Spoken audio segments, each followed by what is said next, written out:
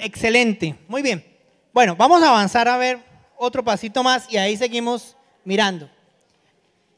La enseñanza creativa, como lo estábamos diciendo, ¿de qué manera integramos, invitamos, nos sincronizamos con el estudiante para hacer el aprendizaje más efectivo, más significativo, más dentro de su zona próxima de aprendizaje? Y fíjense que eso no es realmente, o sea, es bien difícil, pero también es muy redituable, muy provechoso hacer el ejercicio. Es la efectividad de la enseñanza, es decir, con el tiempo que tengo, con los recursos que tengo, cómo puedo ser más efectivo para que aprendan más, aprendan mejor, ¿sí? Entonces esa tarea permanente de estar pensando eso, pues es muy importante en los estudios de creatividad desde enseñanza creativa. En la educación para la creatividad, entonces la anterior era como una ejercicio a todo el proceso educativo. Este más está orientado entonces a cómo entramos a trabajar la creatividad. Y fíjense que esto, como les decía ahora, se nos volvió la única ventaja sostenible. O sea, todo nos lo pueden quitar, todo lo podemos perder. Nada está garantizado. Lo único que nos va a permitir seguir luchando como sociedad es nuestra capacidad de ser creativos. O sea, es decir, no hay ninguna certeza salvo nuestra capacidad de ser creativos para crear el mundo y seguir viables. Y en ese aprendizaje creativo supone entonces integrar al estudiante de que él mismo genere entonces el hábito de buscar estrategias, herramientas, el interés por hacer más enriquecedor su propio ejercicio de aprendizaje, él mismo. Cómo entonces él trabaja en grupo, trabaja con sus compañeros, se asocia para encontrar formas más divertidas, entretenidas, significativas de aprender. Muy bien, y ahí también hay todo el trabajo que ustedes quieran. Muy bien, miremos ahora entonces algunos supuestos. Volvamos a lo que ustedes plantearon de esos supuestos en términos de educación para la creatividad. Fíjense entonces que tiene que haber un control del estudiante, y fíjense que eso hay que generar entonces los espacios donde él pueda tener un control, pues con el mínimo riesgo posible. Hay una intervención que con todo gusto la vamos a conceder. Y me faltaba, hola. Buenas tardes, buenos días, tarde ya, a mis compañeros, al expositor. Me parece que ese punto es importante porque nosotros como docentes y como padres tenemos que tener un control, ¿sí? Hay niños que son genios, que son brillantes, niños creativos, que tenemos que saberlos orientar. No es que vamos a dejar que él haga lo que quiera, ¿sí? Hay que saberlo orientar porque ahí es cuando existe como esa brecha en que nosotros como adultos debemos orientarlos a ellos para que sepan qué camino tomar, ¿sí?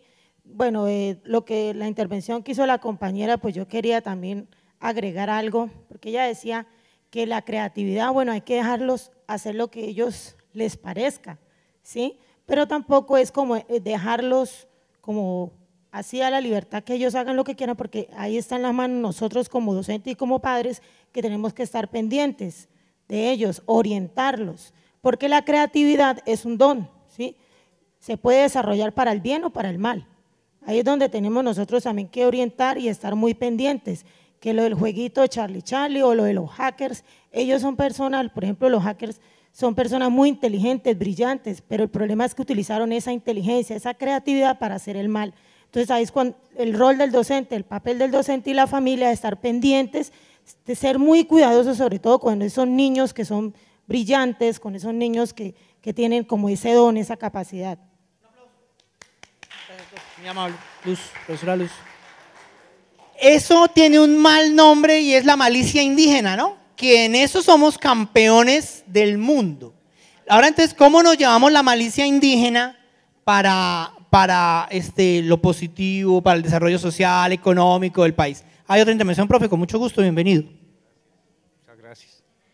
Primero que todo, denunciar que el eslogan de Generación Conciencia promueve el juego de Charlie Charlie. Observen el hexágono verde. Mentiras.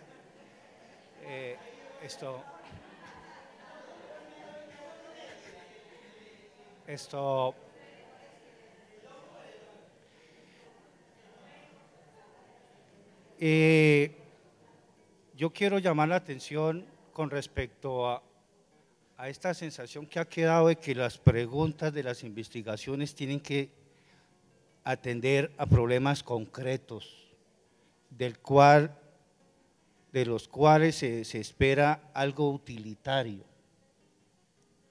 y hacer énfasis en que la investigación científica no necesariamente tiene que tener ese perfil.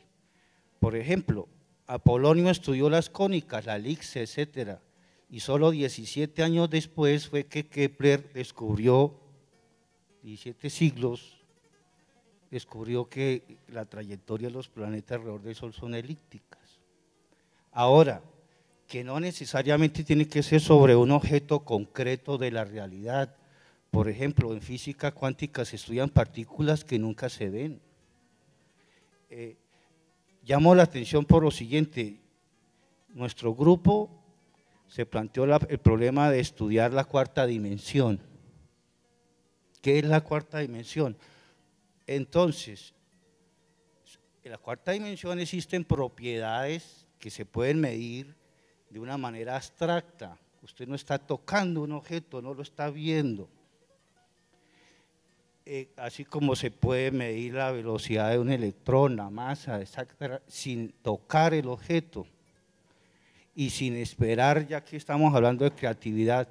Muchos matemáticos han escrito artículos que muchos años después es que le entienden el significado. Entonces, vuelvo y hago énfasis en lo siguiente, en que investigar no necesariamente tiene que tener un impacto en el tiempo inmediatamente siguiente, algo utilitarista, porque entonces, pues está bien que nuestros jóvenes resuelvan sus problemas a nivel local, etcétera, pero que no resulten siendo tampoco utilizados, ¿sí?, como creativos. ¿Qué es ser creativo?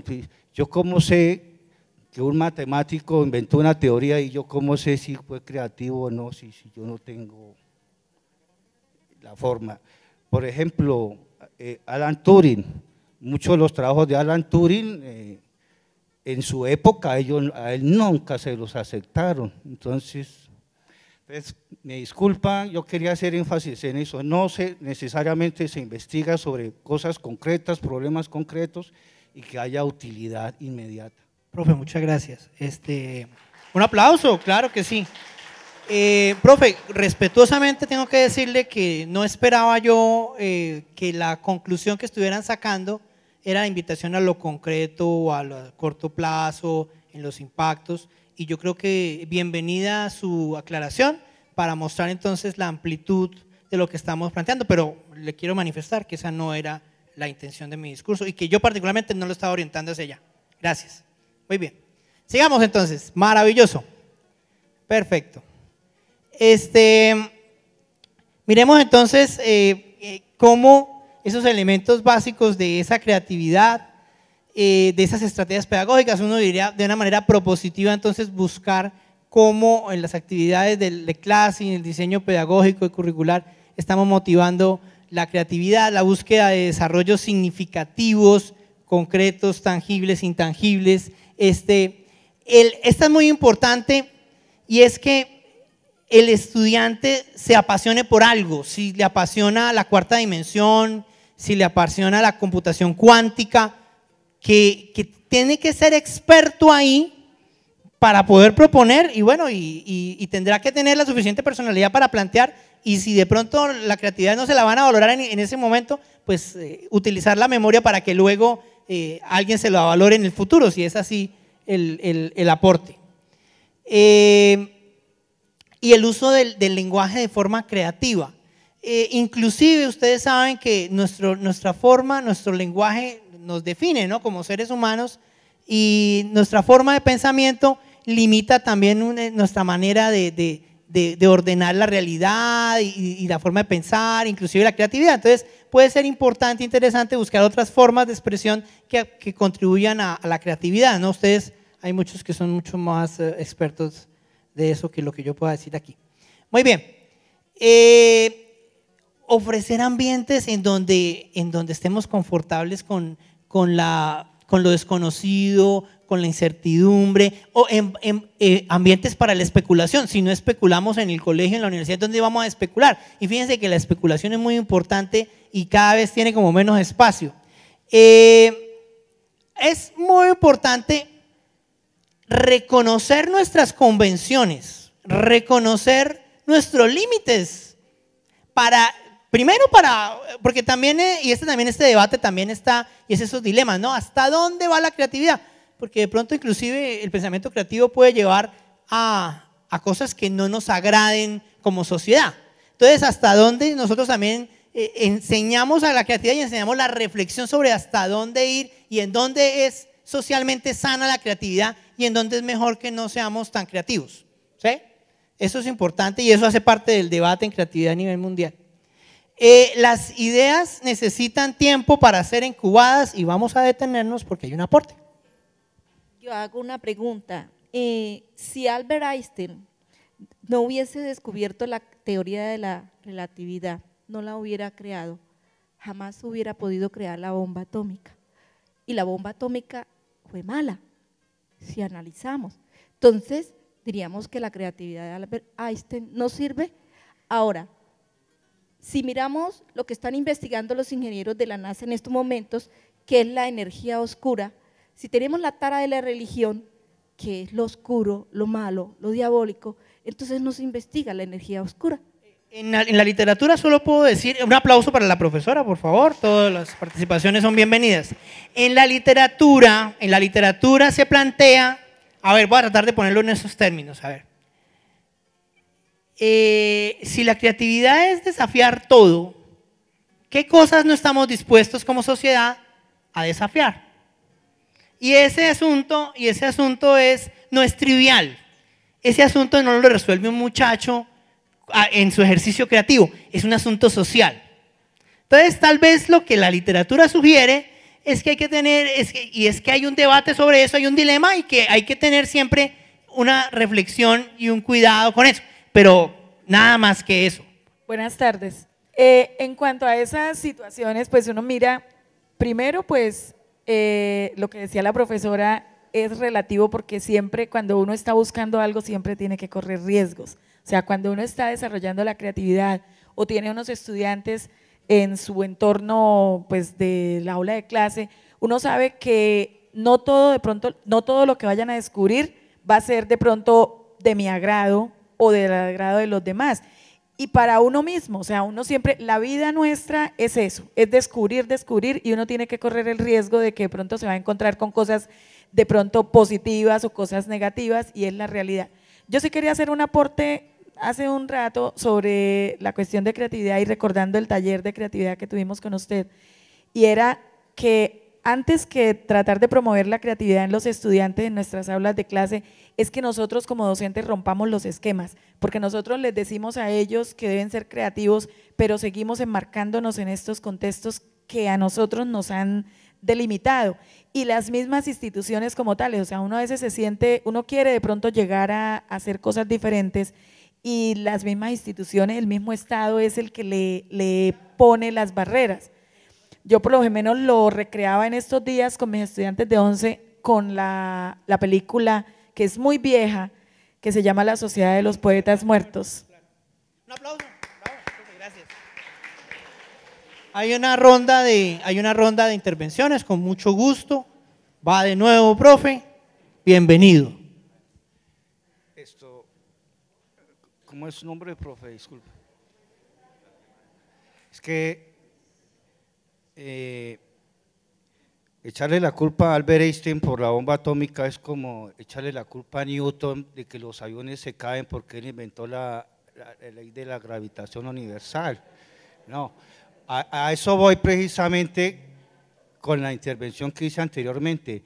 El científico es abstracto, teórico, su construcción es un edificio mental, un sistema axiomático, deductivo. Después ya viene es la tecnología y utiliza esos conceptos. El científico no tiene nada que ver con el uso de los descubrimientos que haga. Entonces, ahora, lo del término de materia oscura es como el agujero negro, ¿qué es lo que sucede? Que son masas tan comprimidas que no permiten que si entra un rayo de luz salga, la atrapa, entonces de ahí viene ahí viene el término energía oscura y agujero negro, pero no tiene nada que ver con racismo, ni con Ku Klux Klan, ni mucho menos. Un aplauso al aporte, muy bien, todos los aportes son bienvenidos en un ambiente donde estamos hablando de creatividad, por supuesto.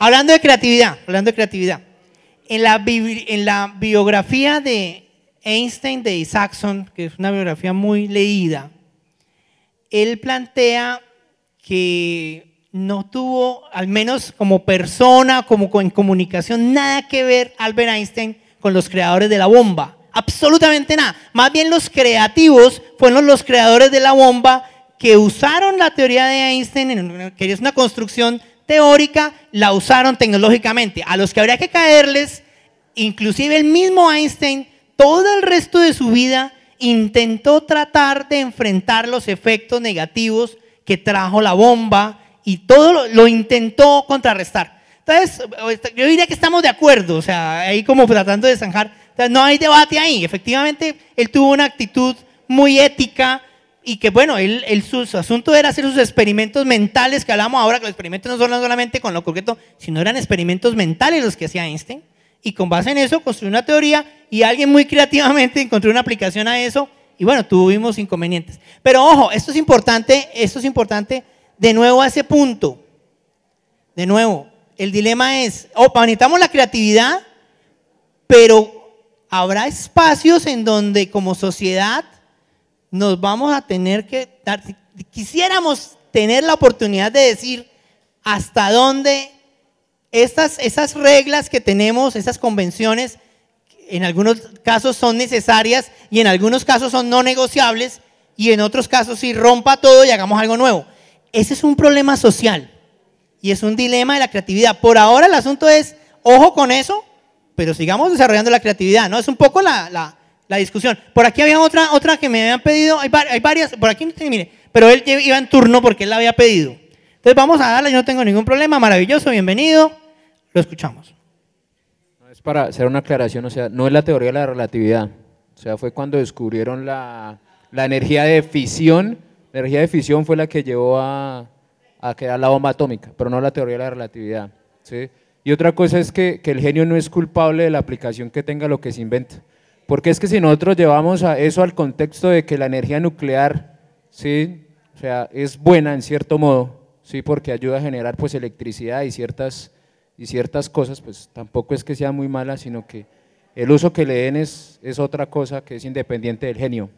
Pues no es novedoso ni muy actual el hecho de que alguna parte de la física como ciencia, la estática, diga que hay 3 clases de equilibrio.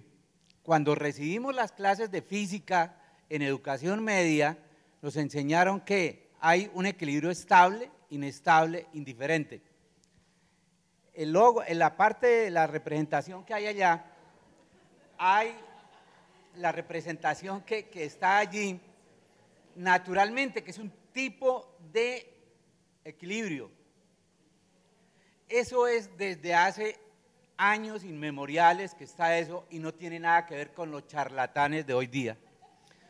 Pero quisiera es apuntar a algo. Sí, todo lo que podemos aprender, indagar de los científicos en todas las ramas de las ciencias, sus descubrimientos y aportes a las ciencias, realmente es esa investigación científica. Pero hay otro tipo de investigación que es la investigación educativa, que es en la que estamos nosotros. Si nos ponemos, digamos, a ese nivel, naturalmente que entre todos aprendemos en cada uno de lo que conocemos, pero realmente llevarle eso a nuestros estudiantes todavía es muy prematuro y estamos empezando. En Colombia sabemos, Colciencias y otras entidades y otros países como los países árabes que nos han convocado a presentar proyectos sobre energías limpias, nos llevan años de ventaja.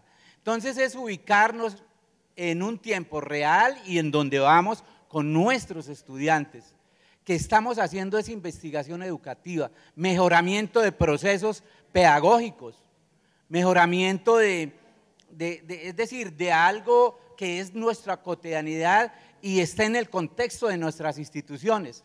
Pero ir a soñar ahorita que vamos a refutarle la teoría de Einstein de que, digamos, hay elementos o partículas elementales que viajan a más de la velocidad de la luz, pues eso sí que aquí nos quedaremos patinando siglos y siglos, ¿sí? Sino más bien caminemos y estamos aprendiendo con conciencia,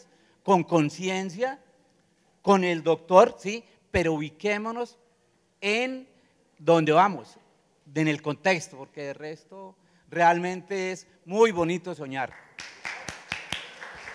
Gracias. Fíjense entonces, gracias profe, fíjense que un espacio que promueva la creatividad, al menos que no la destruya, pues debería haber comodidad para escuchar ideas divergentes, escuchar planteamientos divergentes, oportunidad de sugerir ideas, oportunidad de sugerir cosas, de hacer las cosas de una forma distinta.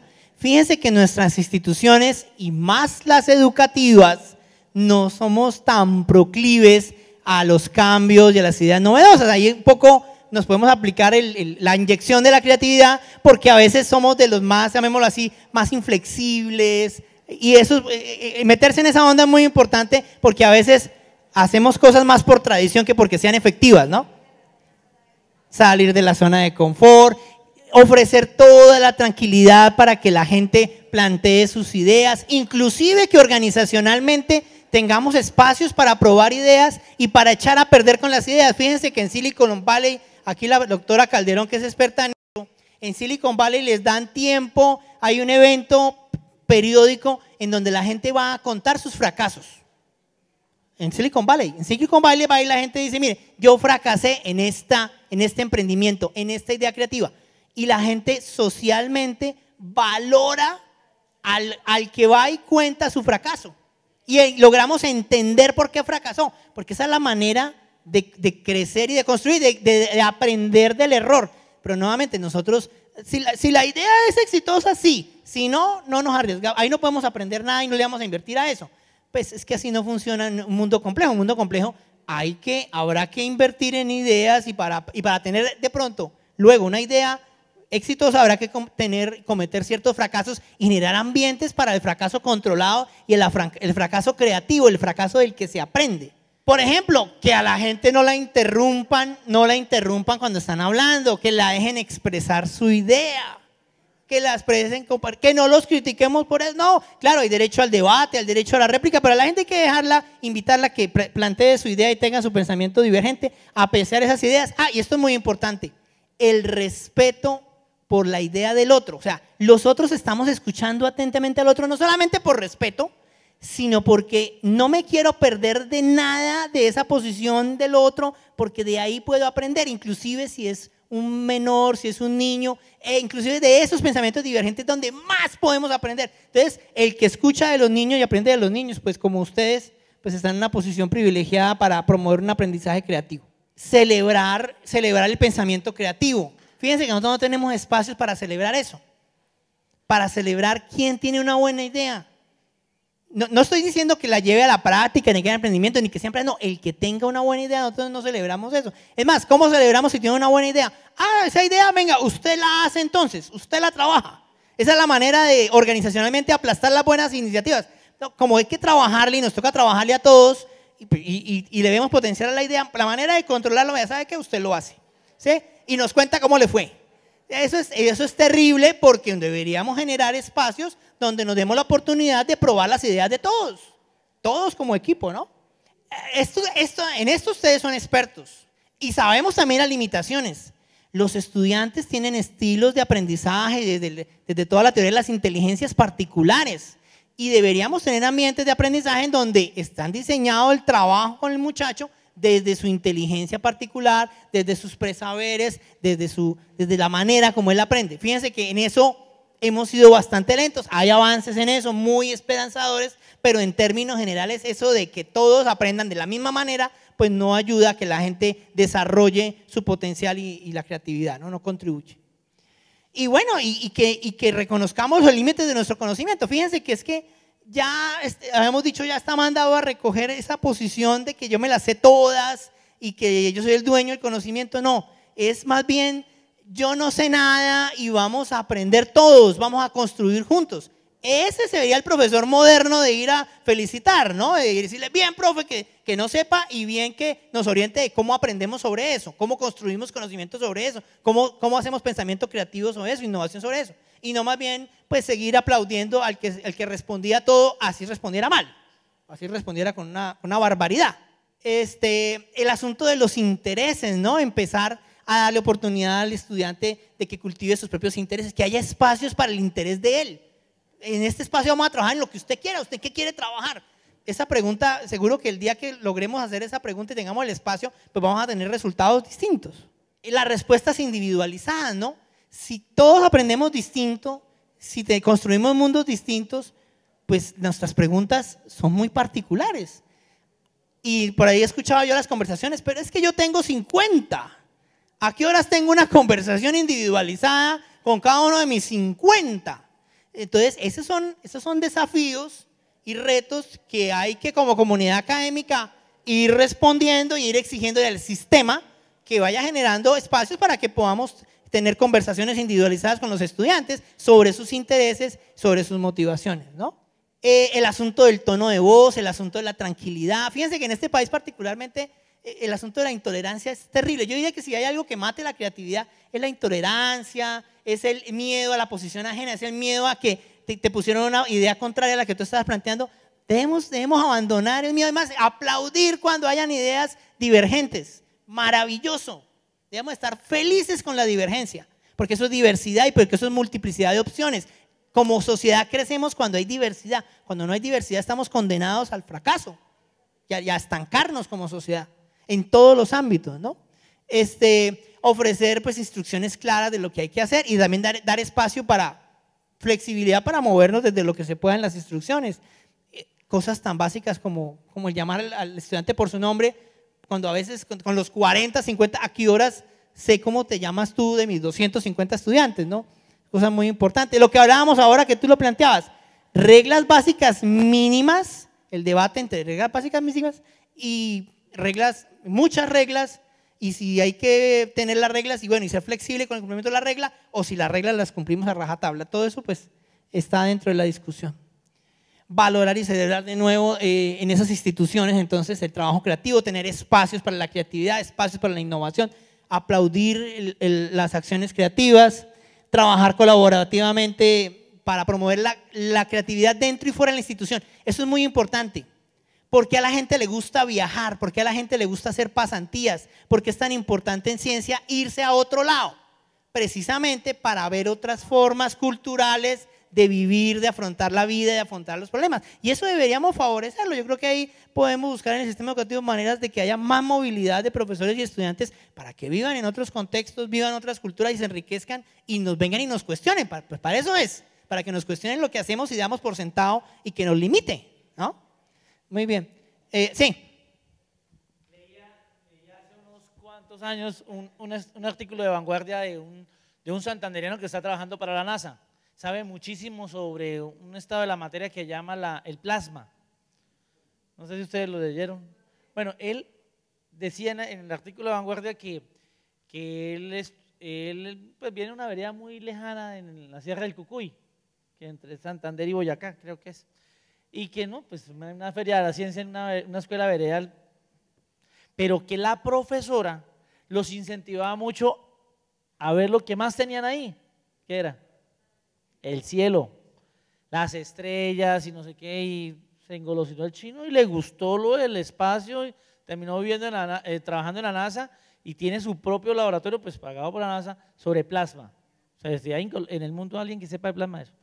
Y antes de morir Gabriel García Márquez decía lo mismo.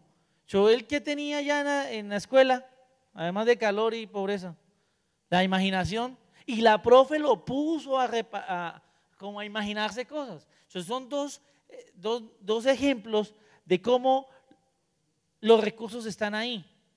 O sea, no es la tecnología como tal, está la naturaleza, están los sentidos, la imaginación.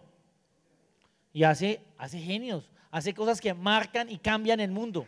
Sí, está ahí en esas características. Entonces ya para irnos, para ser juiciosos con el tiempo, algunas características de las que ustedes ya han dicho del estudiante: idealista, visionario, un poco de necesidad del debate, necesidad de otras formas de ver el mundo.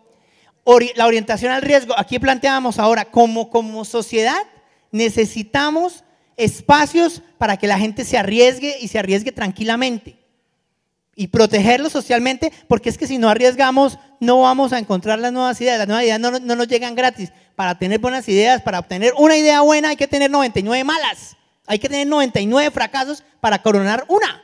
Entonces necesitamos una sociedad en donde podamos fracasar al menor costo posible y fracasar rápido para poder lograr las ideas que nos den éxito. Capacidad de plantear preguntas y de quedarse con la pregunta y de vivir la pregunta y que estemos tranquilos con la pregunta y les ayudemos a que vivan la pregunta. Capacidad de presentar sus resultados y obtener realimentación y que eso no le afecte su valor, el que obtenga algún tipo de realimentación. Deseo de ir más allá de lo convencional. Bueno, nos fuimos. El material les va a quedar, el material es de ustedes. Fíjense que lo que simplemente estábamos haciendo es viendo un poco cómo está la discusión y recogiendo todos esos aportes valiosos que ustedes tienen sobre la creatividad. Ya César nos manifestaba que vamos a tener un nuevo taller de creatividad con los aspectos de creatividad, pero esto era como para ver el panorama, ¿no? Entonces yo creo que eso lo logramos. No sé, nos vamos. ¿Quién quisiera darnos algunas palabras finales sobre el ejercicio en cuanto a creatividad? Bueno, muy bien. ¿Cómo vamos a obtener las memorias? Las voy a colocar en Twitter y las van a enviar por correo electrónico. Entonces, inmediatamente las van a tener porque este material es de ustedes. No sé si hay alguna participación. Sí. Pues, dos cositas ahí antes de que pasara esa presentación. Hablaba sobre las barreras de la creatividad, ¿no? Yo creo que una de las barreras a sobrepasar es el concepto del sistema de evaluación actualmente colombiano, ¿no? El castigador. 99 malas ideas generan un estudiante que va a perder muchos años. Entonces, de ahí. Sí, si fuese por sistema de evaluación, si de una idea de 100 es la que sale y la otra 99 es un fracaso, pues esa persona nunca saldría del sistema educativo. No saldría, no tendría forma. Entonces, ¿cómo crecer con el fracaso? ¿Cómo crecer con el error? Formarte con el error. Y claro, obviamente la idea es que cada vez lo hagas mejor, pero lo hagas mejor pensando en que también esa no es la única forma y puedes seguir enriqueciendo con distintas formas de aprender. Profes, muchísimas gracias a ustedes, muy amables por aguantarme toda esta cantidad de tiempo y gracias por venir, muy queridos.